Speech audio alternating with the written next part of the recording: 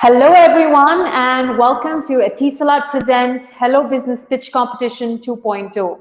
Thank you for joining us as we've reached an important juncture in this exciting journey, which is our pitch training session. Our 25 shortlisted candidates have earned this session by giving the other startups a tough fight in our previous pitch round. Let me just go ahead and give you a recap that out of the thousands of applications that we received, we shortlisted the top 50 startups who delivered their pitches in round one. Our jury then selected these top 25 candidates who will now go into the finale. But of course, we want to make sure that their pitches are in perfect position before we move into the finale, and they have all the elements ready that our jury will be looking for. So we've organized today's training session for them with a renowned pitch trainer, Dr. Peter, who will be delivering a compact yet very intensive session. For all our startups that have tuned in and that are watching this, I'd just like to say, please make sure you're taking notes, and please make sure you're asking questions at the end of the session, because we will be having a Q&A round with Dr. Peter. All right, so let's get straight into it. And I'd like to hand over the mic to Dr. Peter. Over to you.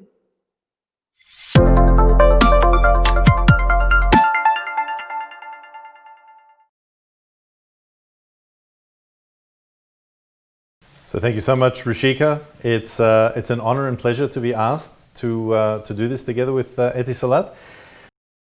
So from thousands down to 25, and you've made it this far. So let's do what we need to today to get you over the line for that last final element that you need for your pitches. And looking forward to taking you through this session. So let's begin.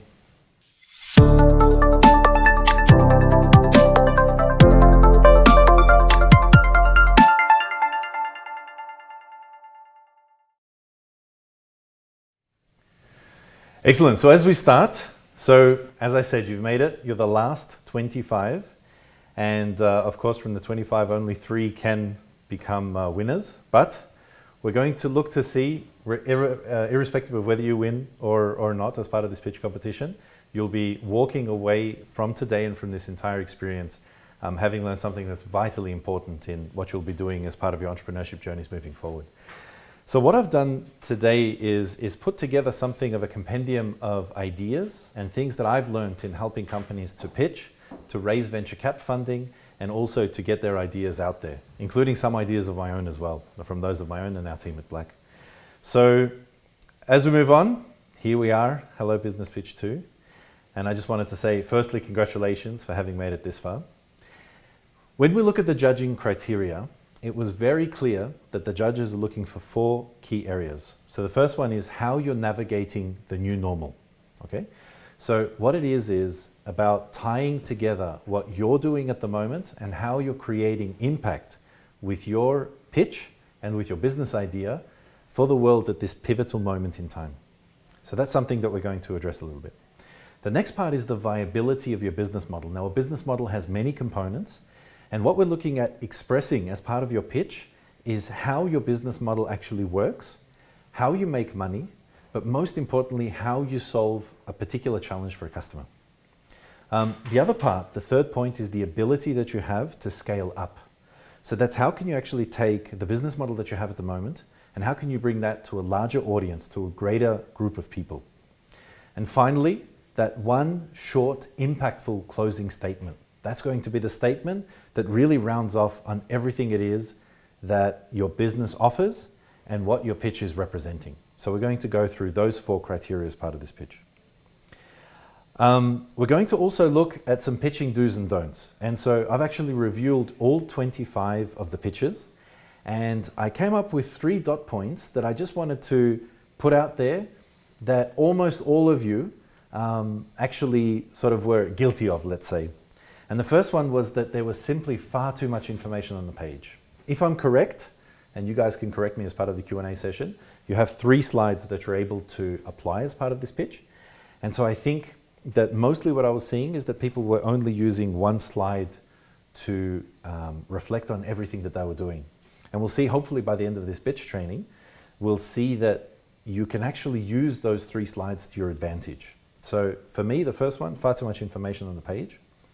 The second one was that there was a lot talked about the product or the service that your startup is offering, and a little less about how the solution you provide actually creates value for your customers.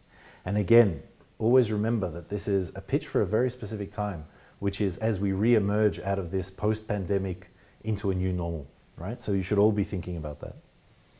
And the third point, which is sort of connected to the first, was an understanding about the psychology of humans. So humans predominantly tend to be visual thinkers. That means that when they see things, they actually reflect on them, are able to remember them, are able to understand them much better than they can words. And so one thing I would say is that in the future, do try to have it look, as you're refining your pitch for your final pitch presentations, try to look at not using as many words and instead look at using pictures.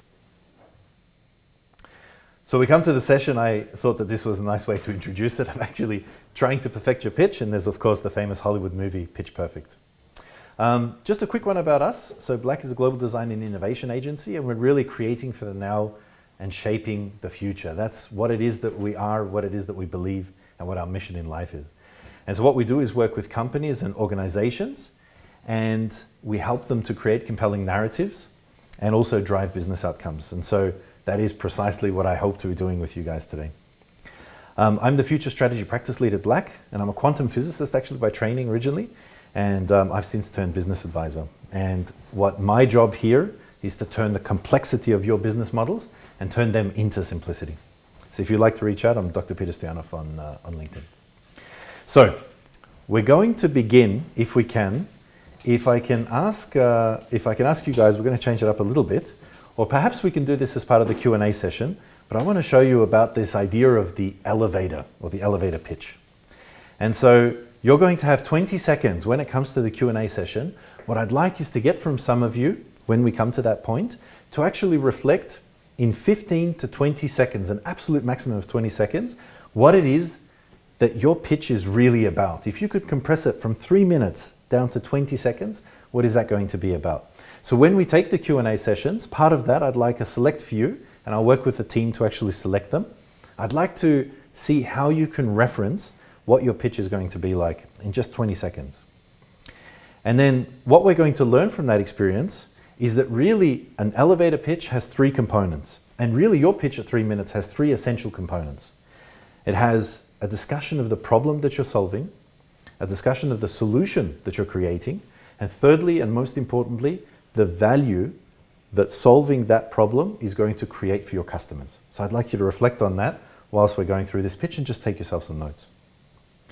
So there's a point here, and again, I referenced the thing that I mentioned earlier about telling versus showing. And so if I imagine a scenario where I want to tell you something, so I'm just going to read this short section to you. So what you need to do is to find a stone that is sharp enough and narrow enough to cut wood, but that's also light enough to carry and heavy enough to provide momentum when swung, and then affix that stone to the end of a stick with a rope. So just imagine, what is it that you actually hear? Okay, hopefully the sound is getting a little bit better. So I've noticed here, you've noted that there's some disturbance in the sound. Hopefully you guys can hear that a little bit better. Excellent. Just on this point, let's come back to this. So a stone that is sharp enough to cut wood needs to be heavy enough to carry momentum. And then we affix that to the end of a rope with a stick. So I can explain that to you with all of these words, with this paragraph of words. But imagine instead that I showed you this. Everybody knows exactly what this is. So obviously what I was describing there was an axe. And now if you make the comparison between the two, I can actually tell you something, or I can describe it in some detail. But instead, what I can do is simply show you what it is that I want to communicate to you. And so that's really important. And here in terms of understanding genius, let me give you another example. I think I've worked out what the sound problem was. When we look at an example, Thomas Edison was known to say something, that genius is 1% inspiration and 99% perspiration. So that's a level 1 way of trying to communicate the idea of how we understand genius, right? This idea of inspiration versus perspiration. So we can say it in a PowerPoint slide, which is the typical way that we've got it here. Let's think about it a slightly different way. if you think a little bit more, what is it that you're trying to express? Well, obviously there's somebody associated with that quote. His name's Thomas Edison. So let's think about it in this way, that we can actually represent the quote itself, and we can have the gentleman who originally said it sitting by the side of that quote. So that's a much nicer visual representation. But let's take it one step further. How can we actually embody something that reflects what 1% inspiration and 99% perspiration, this idea of trying to bring some audacious goal into reality? So this is one example that I've thought about. So if you imagine that you have a rocket that's just about to take off, and you can imagine that that small component here on the left, or for your left, is 1% inspiration, but then the work of getting that rocket off the ground, of building it, of designing it, of putting together everything that that rocket requires. And that's really where the perspiration is. And you can see that the 99% circle is much larger than the 1% circle. So we have a visual representation of a comparison. And you'll notice also that the rocket actually sits within the 99% of perspiration. And so you can see here that we've actually crafted this in such a way that the rocket sits within the 99% of perspiration. So all the way from having an idea and representing that in some sort of word form, which we normally do, through to the idea of combining words and images, through to the idea of just elevating that idea into an ideal metaphor, is something that I want you guys to think about as part of your pitch. Is there a metaphor, an applicable metaphor that you can use to describe what might be a complex business idea, to actually turn it into something that transcends sort of understanding, and immediately as soon as people see it, they say, I see that, I know exactly what you mean. And so in terms of conveying meaning, what I want then to give you an idea of, and this all comes back from the review of the 25 pitches that I originally saw, is this idea. I've actually taken a wet floor sign, and I've used that as the characterizing example. So it turns out that if you put simply words on this device, this is really a communications device, as you might imagine. If you put just words on it, the idea of only short form text conveys a particular meaning or understanding. And then if you imagine that you combine short form text with an image, that is 89% more applicable. It actually leads to 89% more understanding. And so it's really important here to understand that if you want to convey something, words alone often don't do justice. It's really important to combine images with those words as well. And so the image that you can see here of a gentleman falling over is a really great way to visually communicate exactly what that's about. If I show you this, you can all see that the word apple is represented, and perhaps what you'll think about is, you know, that delicious red archetype of what an apple is. But what if instead of writing apple, what if I just show you an apple? And so this is a great way of really just visually impacting and showing people exactly what it is, and taking what could be a really big idea, a really comprehensive idea, and just bringing it down to a point to really understand it at its fundamental essence. Yeah. So this idea again of the word apple representing the meaning of an apple, but as you might understand, an apple does just fine on its own. And so here, what we actually looked at was the recognition times. And if you look, there are some papers that talk about this. In fact, there was some work done at MIT, the Massachusetts Institute of Technology, that looked at various recognition times when humans were looking at words versus when they were looking at images. And what they discovered was that for the mind to make an association with what that word actually means, that it would take 200 milliseconds. It's a fifth of 1 second. But when you showed the corresponding image, they could actually reduce that down to 13 milliseconds. So you see, even in this slide, if you look at what we're trying to do here, we're noticing that there's a corresponding difference from 200 down to 13. And you can actually see what fraction of 200 13 corresponds to. So this is again a way of visually communicating what is maybe technical or complex jargon or information, and actually bringing it to a point that is really understandable. And there's something, so I'm actually presenting from what is normally the seat of our global creative director here at Black. His name is Anders Christiansen, and he's been in the design space for about 22 years. And one of the most important parts of design when we're creating concepts or doing those sorts of things for the clients we work with, the most important thing is that the human brain trusts things that it's able to recognize. And so when you're creating your slides and when you're conveying information onto those slides, it's really important to remember that the human brain that's looking at that has to recognize it. So that's an important thing I want you guys to take away from this. And so to come to the perfect pitch, what I wanted to do was to give you a couple of key areas that is as Rushika mentioned, that the tiniest interventions that you can make that'll make the biggest difference to your pitches, and also based on what I saw from the 25 pitches that I observed. So what is a great pitch? Well, that's an interesting question, because often you'll know it when you see it. And it's really tough to say it because there's no particular recipe. So a pitch, for example, can talk more about the problem and perhaps less about the solution. And that's because that pitch is talking about a problem which is so obvious, or a problem which is so compelling in its solution, that that's really where it's interesting to focus the conversation. In some pitches I've worked with or noticed, sometimes they talk a lot about the solution, and that's perhaps because the problem is obvious, but where the technicality lies is in the solution. And so in each case, and also with each of the 25 presentations that I saw, I noticed that all of you were spending time on different things. But think about a pitch like a resume.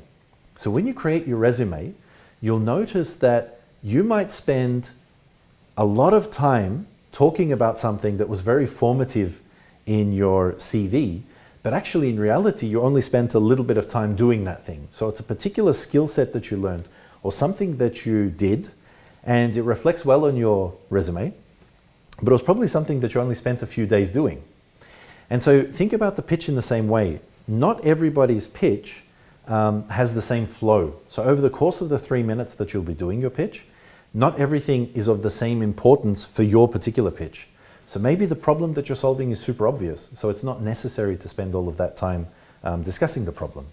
Maybe for your pitch, the problem might be a large problem or a problem worthwhile of solving for society, but the challenge there is that it's not easy to understand. So you'll need to spend perhaps in your pitch a little bit more time thinking about that. And there's something important in a pitch. We talk a lot about the logic. And so people talk about the features and benefits of their products and talk less about the emotional component of how a person will feel when that problem is solved for them. And so it's really important to move from logic into emotion. But then finally, as you move towards your closing statement, moving from the emotion that you create about how a person's going to feel once this problem is solved, into moving to a call to action. So that is really, what is someone going to do? What's the call to arms, you might say, to actually get that idea in? And when you're pitching to get a customer on board your new startup, to convince a person of taking on a new startup that perhaps hasn't gained traction yet or doesn't have customers yet, you really have to convince them from a place of emotion, that you connect some way the emotion to what they're going to get as a result of interacting with your company or startup. And then finally, as you move through that, the call to action is necessary, because the call to action is really to say, well, what are we going to do? We understand the problem, we understand the solution, we understand the value that it's going to create. So what are we going to do about it? What if, right? So that's the next part. Now, again, it's always easier to start with do's and don'ts, which is why we always talk about them. Slides, as you've noticed, even with my slides, there's a lot of information that was probably taken beforehand, and then we've reduced each idea into its essence. So when you see a picture of an apple on the screen with nothing else on there, that's probably an image that's going to stick in your mind.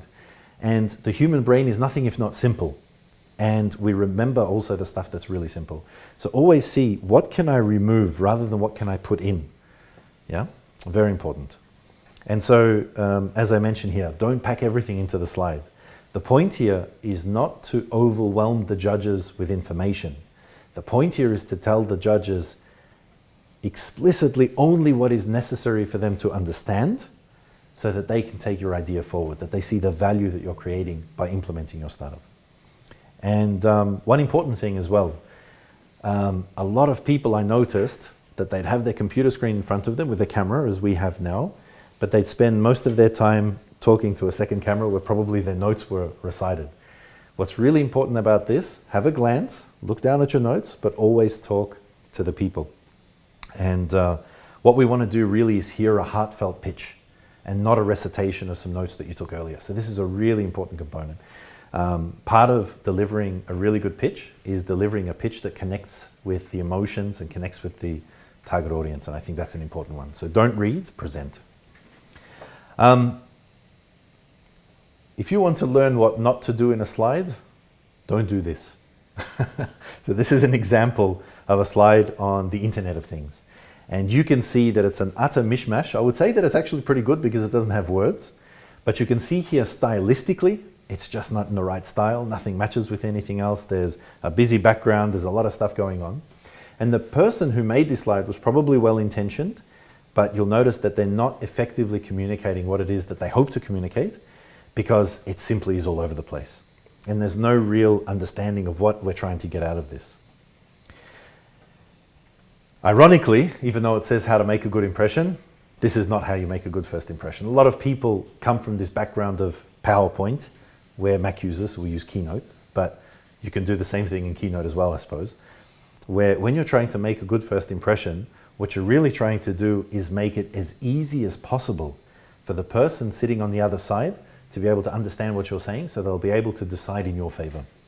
And whilst this might be all factually correct, so if some of you are probably reading this as it comes up on the screen, whilst it might be factually correct, the challenge is in absorbing that information. So much of pitching is actually in what we call strategic communication. It's about taking an idea from your head in the way that you understand it and transmitting it to another person's head and making sure that they understand it in the way that you understand it. And this is really this critical area of when you're pitching, to make sure that the other person understands the idea that you're trying to communicate in the way that you understand it. And so here, if you're trying to, an example of making a first impression, you can see that there are 4 dot points.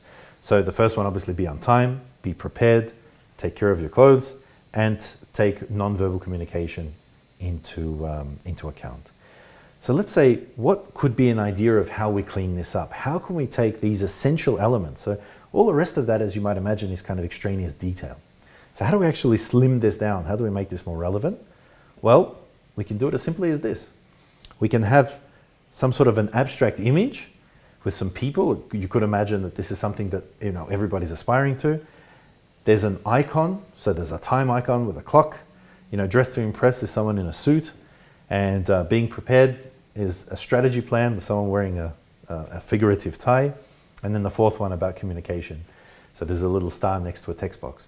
And so you'll notice the use of abstract imagery to be able to connect a message that's coming across.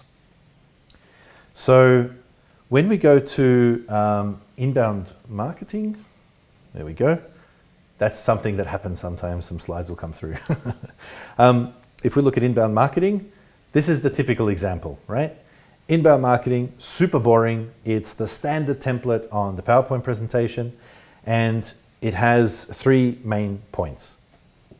You can say that this is a study in color simplicity, and it's the typical one that you might get on a presentation that someone's giving in some sort of a corporate setting. But then, if you look at it, it has 3 essential components, so 3 dot points. So how can we make this a little bit easier on the eye, number 1? Number 2, how can we make this easy to see? So this is the kind of slide that you'll see on a day-to-day basis from people trying to communicate. So we can clean it up a little bit, right? The way that the eye moves across this slide is actually important. And so what we can do here is we can actually use this as a mechanism now to figure out how do we actually put information on a page. And so you'll see, if you come from an English-speaking background, your eye will actually navigate to the largest text first. So it'll start on the left, there's a nice little image, and then what the eye does is it guides itself, because then 1 is closest, it'll actually go to 1, to 2, to 3. So it's a way of mapping people across a slide in a way that you intend for them to consume that information. So this is 3 pieces of information, and they're consumed linearly, and what is inbound marketing stays at the top. So this is just to give you guys an example of how that could look. The most important thing you have to think about in your pitch is to answer these 2 fundamental questions for any pitch. Whether it's to seek investment from a VC, whether it's to win an Etisalat pitch competition, you have to answer these two key questions. The first one is, what is the point? So what is actually the point that you're trying to make? And the second question is, why does it matter? There's something we call the helicopter view. And the helicopter view is when you imagine if you're in a helicopter and you're parked on the ground and you're just starting up the blades. As you're sitting on the ground, you can see the ground around the helicopter in extreme detail. You can see this all the way down probably to the stones and the soil and all of those sorts of things. But using my mobile phone as an example, as the helicopter moves off the ground, you can survey a much larger landscape, what we might call context, right? You can see where you were and where you can be. And as you move further and further up, you'll notice that you can see more, but you see less in detail. And it's always really important to take stock sometimes when you're putting a pitch presentation together, as you lift the helicopter sometimes and put all of your slides together and then try to cut it down to determine the essence, always ask yourself these two questions. What is the point that I'm trying to make? And secondly, why does it matter? Why am I actually here? What is it that I'm trying to accomplish out of all of this? And there's one here about finding the essence. And this is obviously John F. Kennedy. And this is when he was speaking, I believe it was 1962 or 1963. He was at Rice University in Texas. And he said something very important, which I'm sure some of you who are a little into space might already know. And what he didn't say was, our mission is to become the international leader in the space industry through maximum team-centered innovation and strategically targeted aerospace initiatives. So I think I made that up a little while ago when I was trying to make the same point. Instead, what JFK said was, we're going to put a man on the moon and return him safely to Earth, and we'll do this by the end of the decade, right? So if you imagine the rocket that we saw earlier going up into space, what you will notice about that was a technically very challenging feat. It required thousands of people and tens, if not hundreds of thousands of hours of work. And what he talks about later in the speech is all of the technical challenges that they're going to need to overcome. But to communicate the essential point, to rally the American public behind this interesting initiative to put a man on the moon, he just said what needed to be said. We're going to take a man, put him on the moon, return him safely to Earth, and we're going to do this by the end of the decade. And imagine that was 1962, I believe, and in 1969 they'd already accomplished that in just 7 short years. There's another one here, just in terms of visual communication, when you're communicating points in pitches, the idea, for example, of this croissant. So when you look at this croissant, it's a beautiful croissant on a lovely marble table on a white plate. So the focus of attention is on the croissant. And you'll notice that if you wanted to communicate some essential features, this is about as effectively as you can communicate those ideas. And it's obviously at 272 calories and 14 grams of fat, croissants aren't very nutritious, but they certainly look nice on a white plate on a marble background. So the idea here is, how do you present information in a way that you can communicate that essence across? And so as we round down now into the final part of this presentation, I'd like to get really granular and talk about some specific ideas for how to create success. Okay? So this is a really important point. Let's say that normally you have about 20 minutes to pitch your presentation. And in those 20 minutes, you have a string of ideas that you connect together and bring them forward across that 20 minutes. And a lot of you might be thinking, well, in this presentation, I'm going to take my 20-minute presentation and I'm simply going to say things 6.7 times quicker so that I can take what I have in 20 minutes and bring it down to 3 minutes.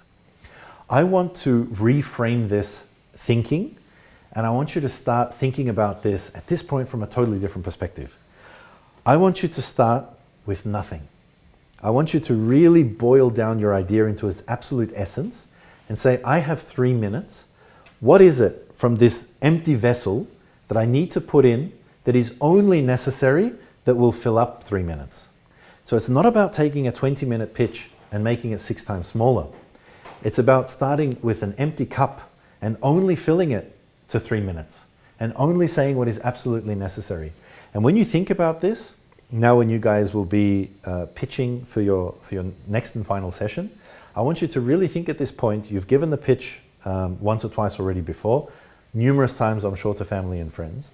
What I want you to think about is what is really essentially the problem that I'm solving, the solution that I'm creating, of course within the context of the new normal, and how is it that I'm creating value through all of this? And answering the judges' 4 questions with those elements in a way that really compellingly communicates what it is that you're trying to accomplish.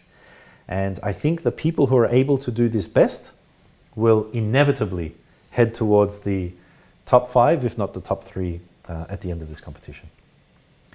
And so in thinking about an introduction, this is really kind of culminating in everything that I understood from the first 25 pitches that I saw. Everything that was great about them, some of the things that could be improved about them, and I've really put that into 5 key ideas. So the first one's the introduction. There's no real need right at the beginning to introduce yourself. And you'll notice even with my slides, I took a few slides until I introduced myself and who I am and what I do. And it's really important, especially when you captivate, the first 10 seconds are really when you captivate or capture the attention of the people that you're pitching to. And so a bold statement about your problem story, which I'll demonstrate with one example, or one actual live example that we have, and I'll tell you a little bit about the situation. And so you can see how we've framed that narrative and to give immediate impact into the problem that we're trying to solve. So some ideas, as I mentioned before, are complex, and you're solving very niche problems for society. And I used the rocket to try to explain a point that was given by Thomas Edison. So what is an example that you might be able to use of a compelling analogy that's really able to communicate the essential point that you're trying to make? Sometimes explaining the very thing itself is not the best way to explain the thing. Sometimes another way of explaining it can be a lot better in terms of communicating that idea to other human beings. And finally, a brief intro of yourself, and only what matters to the story that you're trying to tell. There's something innate in our human psychology that we really respond to stories. And so when I'm giving presentations or pitches, I also like to tell some stories sometimes. So stories are important because they're a way that we orally communicate information. And we've been doing that for centuries, if not millennia. So a great way to communicate a point. So let's look at an example of the problem story. So this is the second of 5 points. And this is really the killer blow of the problem or the challenge that you're looking to solve. And so in this point that I've gathered, explain perhaps using a story of how challenging the problem is, how many people it affects, how long, and how much the problem is valued. And so there's an example that every morning on Emirates Road between Dubai and Sharjah, that there is a situation where it takes about 2 to 2.5 hours to actually move about 500,000 people from one emirate to the other every morning, and then from the same emirate back to the original emirate at the end of the day. And it's been estimated that it's about 12 billion dirhams. So I can present it as I've done here in a typical PowerPoint fashion, or I can present it like this. You can actually visually occupy the entire screen and then give only the essential information. It's Dubai and Sharjah traffic. This is how big the problem is. This is how many people it affects. Very simple. So hopefully that's going to give you also an idea of how to frame some of your challenges. When we come now to the solution closes what we call the problem-solution gap. So if you imagine 2 circles, imagine a problem circle, imagine a solution circle on this side, where those 2 overlap, where the solution overlaps on the problem that it's trying to solve, your point is to actually bring these 2 circles so that they overlap as completely as possible. In that overlapping point, imagine a 2-circle Venn diagram. The point right in the middle is where you create value or where you create impact. And so by mapping the solution all the way so that it actually superimposes completely onto the problem, that's where you create maximum impact. And so what you're doing with your solution is once you explain the problem in your pitch, you have to show why your solution compellingly solves that problem. And so I've made it here super obvious, I hope, trying to make it obvious how those 2 things are connected together. And then another point as part of a pitch presentation is you have to defend what you say as well. So it's important to have your 1-2 strongest arguments on why it is that you believe that solution that you're offering is the right solution from a number or a multitude of possible solutions. In terms of a problem and a solution, this is an example actually from a pitch from some time ago about a revolutionary new way of glucose monitoring. So glucose monitoring, obviously for diabetes patients, so this would be something interesting here for some of the healthcare pitches that I saw. You'll notice from the slide that they talk through all of the detail necessary. So for type 1 diabetes, you might need to do several tests a day. So they're talking about, this problem of pinpricking and needles and blood and all those sorts of things. And you'll notice here that the way that they connect the information is in a very typical way. So you have the words on one side, on the left typically, the images on the other, and it's a very important problem to try and solve. There are a number of people with diabetes. This is probably in continental USA that this was given. And you'll notice here that it's a good way of communicating information, but not a great way of emotionally connecting the people so that they're interested in trying to solve this problem.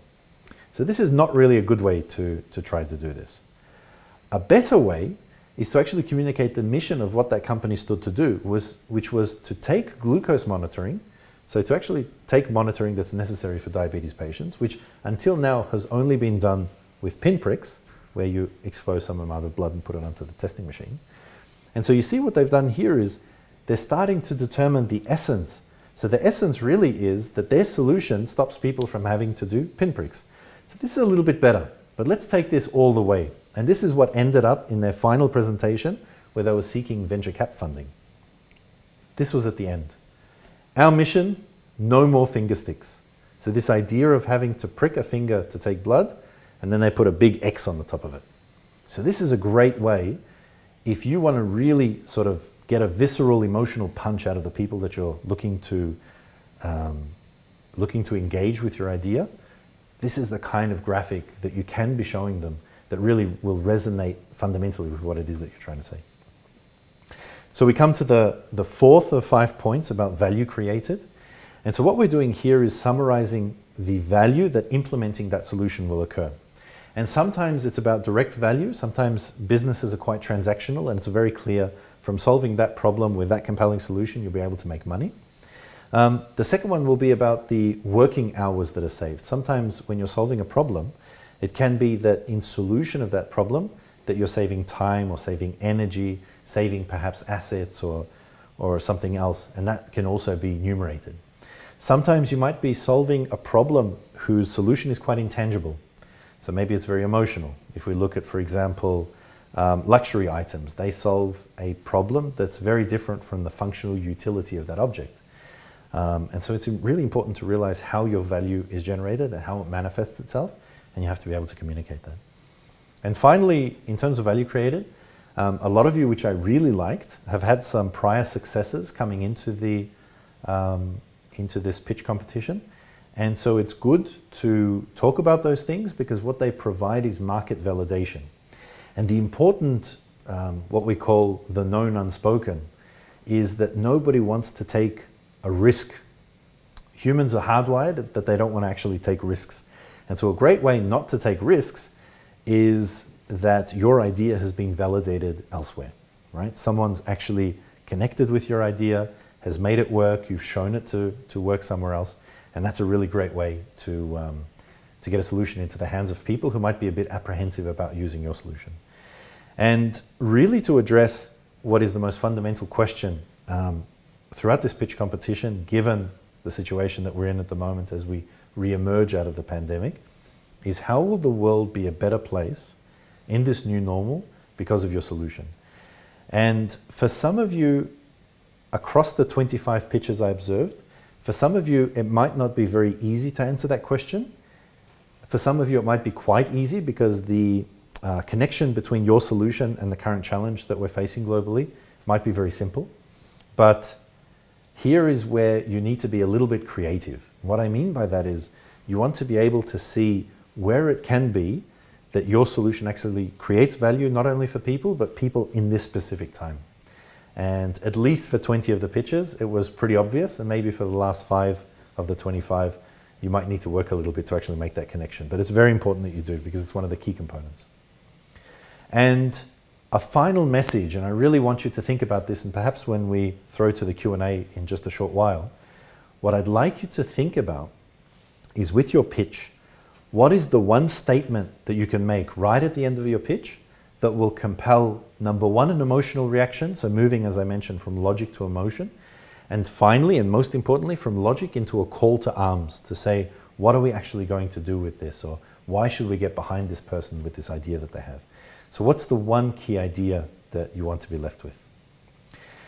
And so now just some general points. So those are the 5 key ideas: the problem, the solution, the value that's created, and so on. Always remember, keep it simple, okay? So simple messages and memorable messages. If you think back to the presentation that I gave, hopefully you'll think of the apple in sort of communicating things at their absolute essence. Hopefully you'll think about the 13 and the 200. You might think about the 20 and the 3. So you'll think about all of those ideas from the perspective of having seen them visually and having seen them simply. So hopefully a few ideas that you'll take out of this if I was successful at delivering this pitch presentation. So always remember, try to keep things super simple. What you see on the right is an example of market growth for a number of bikes, and you'll notice that it's trying to communicate the same piece of information. The one on the top left, black background and some colors, and then you can see you can communicate that information in ways that the background actually plays a part in what you're trying to do. And you'll see probably right at the end, the picture of the very bike that we're selling and its projections with some dot points is probably the cleanest way to present that information. And then when we make a comparison finally between images and text, if you want to make the point that blogs are like sharks, the easiest way to do it is take a picture of a shark. So that's pretty much where we're at. What I'd like to do is, as we wrap up, to thank you for your attention. And I'd like to throw back to the team now so we can get into some juicy Q&A and to start to hear some of those value proposition statements from you, if you can summarize from 15 to 20 seconds. So back to Rishika and the team.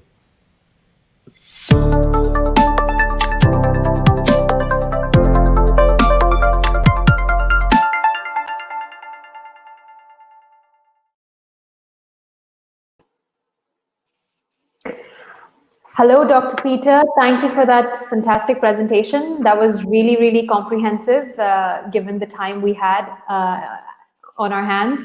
So thank you for that. I'd actually like to jump in by revisiting one of the points you made at the very end of your presentation, because I know how important it is, which is how can our startups emphasize, their ability to adapt to the new normal, as it were, because I know that this is a very important criteria that our jury will be looking at in the finale. So if you could just maybe get into some of the tips that you would share with our startups, because I know you said that for some of them it might be harder than usual to explain how they're adapting, maybe because of the nature of their business. So what are your thoughts on that? Yep.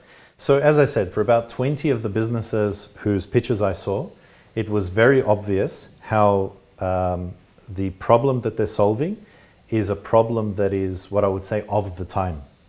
And what that means is that it's a problem perhaps that, if not emerged out of the pandemic, I mean, most of them didn't. There were problems that existed prior to the pandemic as well. But I know that there's specifically a focus on, in this new normal, in the way that the world has changed, how these ideas might help people. And so as I said, for about 20 of them, it was pretty clear how they can be of service to people specifically in this new normal. For some of them where it wasn't, it's not an immediate connection, but it would be a connection through another point. What example might I be able to use? Perhaps some of the companies might be able to reflect, and actually, if they have a particular example, they can remind me if there's something that they have that they want some help creating a connection with. I'm happy to do it live with them as well if they're able to jump on the call. But as I said, in most cases, the world has changed in a way where it won't be the same as it was, and in ways that we perhaps might not have been able to predict.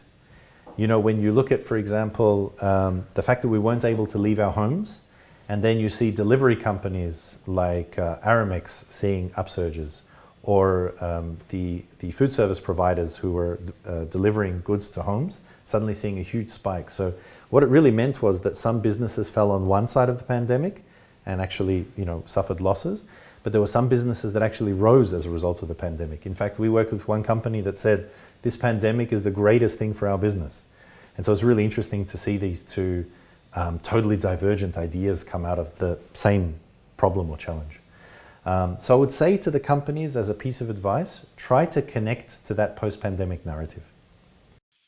Right. I'd also like to go ahead and remind our startups watching this at the moment live, this is your chance to ask those burning questions that you have to Dr. Peter. If you have any specific examples that you'd like us to address, please do share it, and we'll try to get to all of them.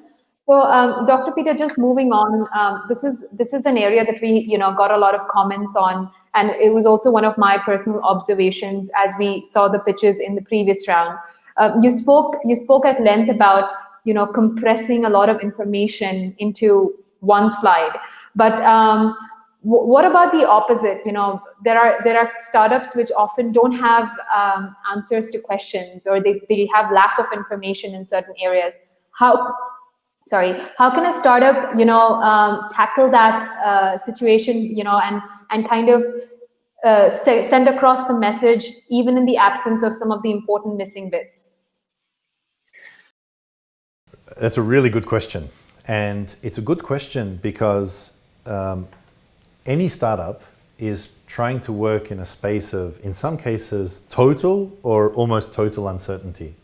But what they're driven by is the fact that the problem that they're trying to solve is so acute, ideally for a large number of people, that it's worth traversing that uncertainty to actually try and find that solution. It's worth it commercially. It's worth it because it sort of connects with their purpose and what they do. And so what I would suggest is, if you're a startup that's in a position where you're still working through a lot of unknowns, probably spend more time talking about what you do know. And hopefully the stuff that you do know is more important than the stuff you don't know. And usually what happens is, as you work more and more on your startup and you start to explore it, it's only by doing the thing that you can actually learn about the thing. So the thing that in all of this time that I've been working with startups, and have a number of startups myself that I'm working on, what I've noticed is the solutions to the problems that you're trying to solve in these startups do not exist in textbooks. And when I was a scientist, a lot of what I needed could be found in textbooks. But it's a natural part of being an entrepreneur that the problems that you're trying to solve have themselves their own problems. And so if you're pitching and you feel that there's a lot about your startup that you still don't know, hopefully you're concentrating on the stuff that's really fundamentally important to the success of the startup. And some of the things that you don't know might be details that are just not important, or not important to you at that stage of your startup. So I noticed this a lot, and a single piece of advice that I could give is that people, you have to compartmentalize your worry. And what I mean by that is, a lot of startups are trying to answer questions that they need to answer 3 or 5 years down the line. But there are some questions that they need to answer immediately, right? And an example of a question that you need to answer immediately is, this startup worth pursuing? And sometimes I'll meet people who've been working on a startup for 6 to 12 months, and within 10 minutes, what I'll grill them on is this question of, is your startup worth doing? And so I'll ask them, what's the problem you're trying to solve? And often they can't answer the most fundamental of questions. I said, why are you actually doing this? And so within 10 minutes, we might be able to either push them off the idea completely, and when you think about it, you're probably saving lots and lots of time by not pursuing an idea that wasn't worth pursuing.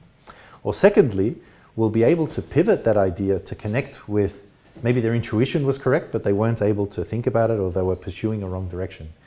And so, again, Rushika, I tend to give long answers to simple questions, but the short answer is concentrate on the stuff that's important, and hopefully the judges will figure out that you're working on the right things at the right time, at the right place in your journey. Well said, Dr. Peter. I think that's great advice. All right, so I see that we have a lot of questions coming in. So let me just go ahead and pull out some of the interesting ones that we have here. So I have Abdul Hakim from Code Engines, who asks about the number of slides that we can use. Great question, Abdul. I know that a lot of people are commenting and asking about this. So I'm just going to go ahead and answer on behalf of the team here that startups are only allowed to use one slide for their pitch. We also have another question coming in with regards to the ability to use short videos. No, you're not able to use any videos as part of your pitch. You will only be able to use one static slide. All right, so coming back to Abdul Hakim, Dr. Peter, he also asks, how can we show instead of tell in the case of a virtual pitch? Do you have any specific considerations these startups can bear in mind because it's a virtual pitch and it's not in person? And he also asked, should we perhaps repeat important aspects or should we include new information? Because remember, these startups have pitched earlier in the previous round. Okay, so this is probably half me and half team. I would say if it's the same judges, Rishika, am I right in thinking that it's the same judges who will now now do the refined pitches? Different judges. So it's a different set of jury members, and let me go ahead and respond to this one as well, Dr. Peter. So it's a different set of jury members looking at your pitches in the next round. But I must add here that our entire jury has looked at all the information that has come in, including your round one pitches. So the jury will be looking at a holistic improvement from your previous pitch to your pitch in the finale. And that's the basis of how they'll be ranking you. I hope that answered your question, Abdul. Moving on, Dr. Peter, I'd like to address another question coming in from Asta, and this is perhaps something you can take on. She asks, if I have 2 products to explain in a 3-minute pitch, how should I go about that? So 2 products to explain in a 3-minute pitch. I would look at the commonality between those 2 products. And I think this was from Shiro, if I'm not mistaken, right? I remember that pitch. So what I would suggest there is the first one was a subscription model for an app, and the next one was a physical device.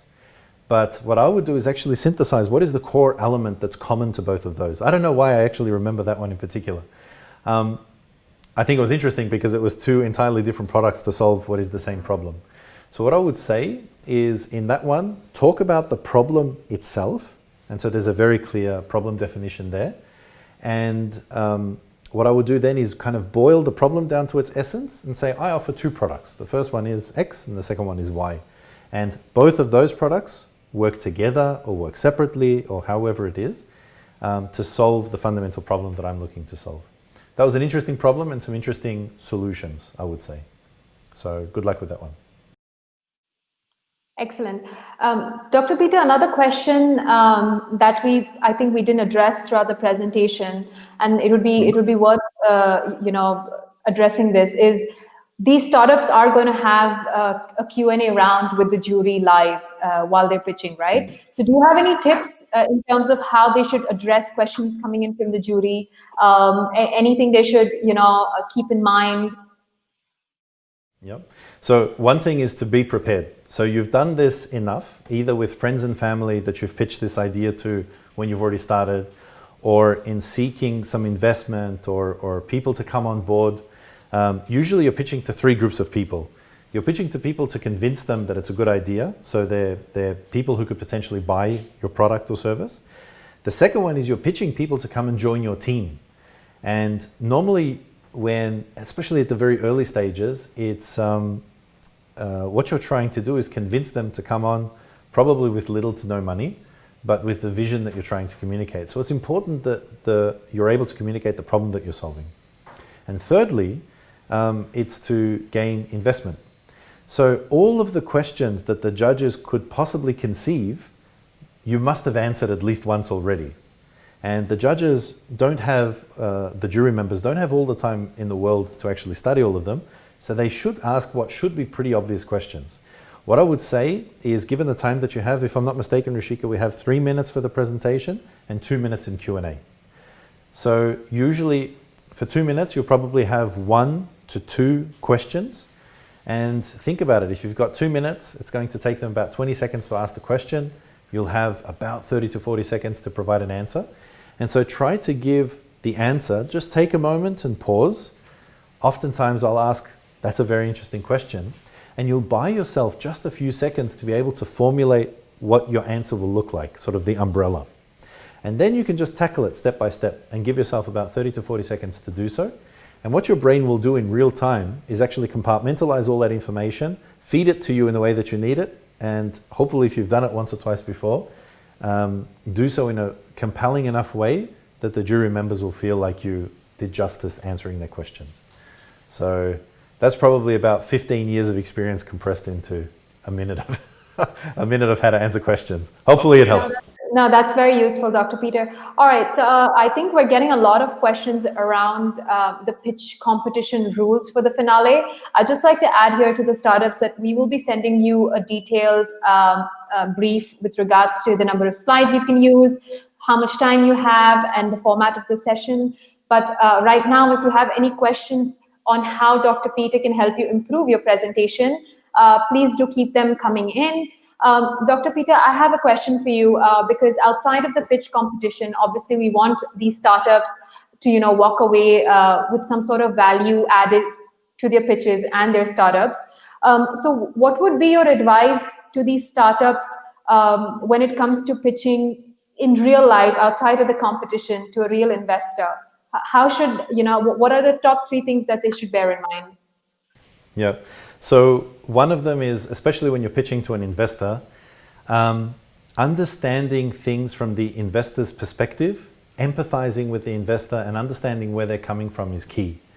One of the things is also to appreciate, I've gone in front of investors and asked for millions of dollars, and you're imposing on their time and you're asking them for something that really is kind of the most universal and our society will regard as the most fundamental of commodities, which is money.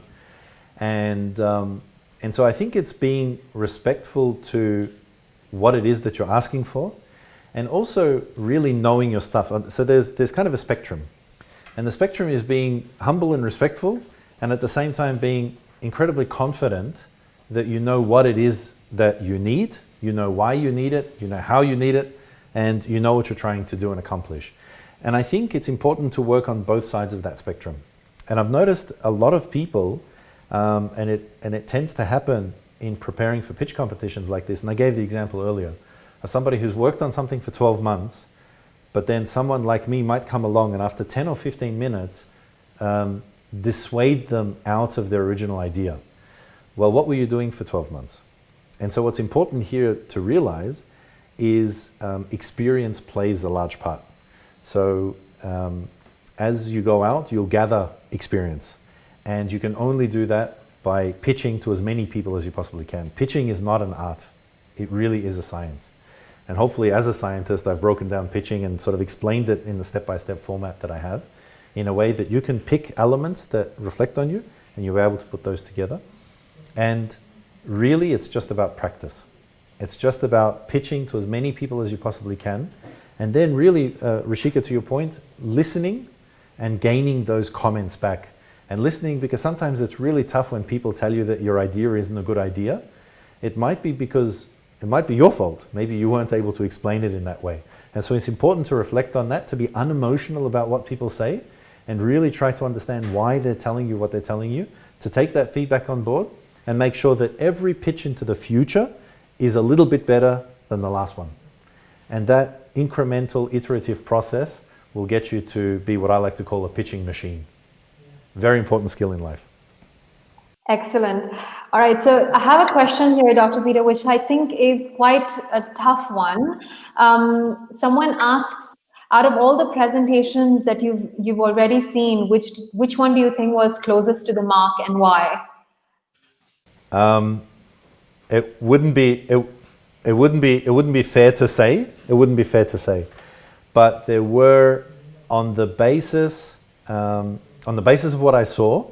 Let me put it to you this way: if I was a jury, it would be pretty clear for me who the top 5 were out of the 20. And I think what's more important, not to tell you who they were. What's probably more important is to tell you how the other 20 can elevate, because at the end of the day, it actually doesn't matter whether you win or lose. But instead, what matters is that we're lifting. When Etisalat tagged me on LinkedIn, and I re-tagged Etisalat and actually talked about it, one of the things that I mentioned is that we're raising the bar in the entire ecosystem. And whatever small part we're playing with these 25 candidates and startups, what we're really trying to do is raise the bar.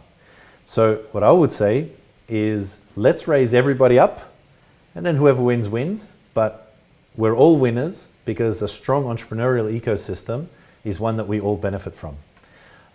Where you can mostly improve, so I've noticed in some of the comments that you have 1 to 3 slides. I understand that people want to communicate, and especially passionate people are really passionate in talking about the details. I think one thing is to pull back a little bit, and those details might be important to you in an operational context, but if you're not vicious about only saying what is important, then you'll probably say things that are unimportant, and the person who's listening understands what's relevant to them.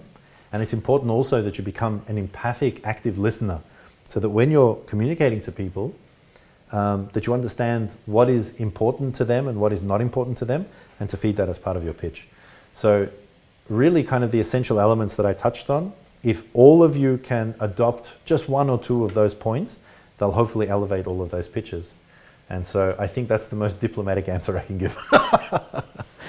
No, you did a great job of answering that one, Dr. Peter. So Hopefully. I think on that note, I love what you said about, this is all about the spirit of the competition, is all about elevating the entrepreneurial spirit in the region.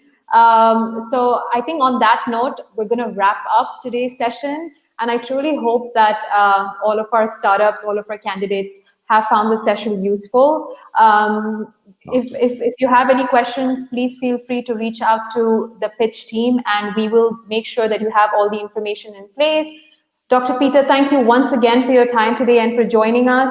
And on behalf of the entire team, I'd like to wish all our startups good luck, and we'll see you in the finale. No worries. See you later. Thank you so much for your time. Wish you all the best. And from myself and from our team at Black, all the very best for those pitches. I'll be watching them.